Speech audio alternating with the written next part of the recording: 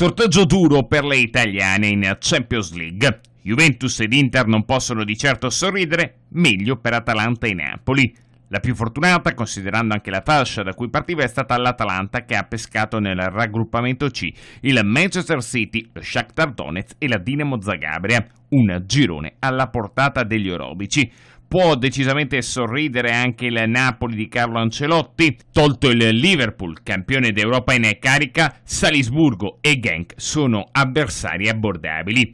Decisamente meno benevola l'urna per Juventus e soprattutto Inter. La squadra campione d'Italia finisce nel gruppo D con Atletico Madrid, Bayer Leverkusen e Lokomotiv Mosca. Strada invece molto complicata per l'Inter. I nerazzurri affronteranno Barcellona, Borussia Dortmund e la Cenerentola Slavia Praga.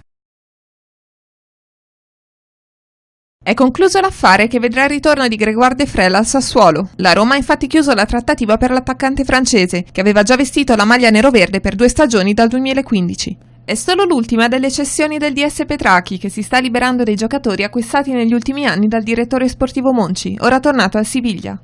L'accordo per De Frel si è concluso con la formula del prestito con obbligo di riscatto per un totale di 16 milioni di euro e con il Sassuolo che ha superato la concorrenza di Sampdoria e Cagliari, anche loro interessate al giocatore. È arrivata l'ufficialità dello scambio tra Inter e Fiorentina da Albert Biraghi. Il difensore brasiliano si trasferisce al club viola a titolo temporaneo annuale, ha precisato il club nerazzurro, mentre ha pubblicato sul proprio sito ufficiale anche la notizia dell'ingaggio di Biraghi, che arriva dalla Fiorentina a titolo temporaneo annuale con opzione per la trasformazione del prestito in cessione definitiva. L'arrivo del difensore azzurro è molto importante per l'Inter anche in chiave lista Champions League, perché è cresciuto nelle giovanili del club lombardo.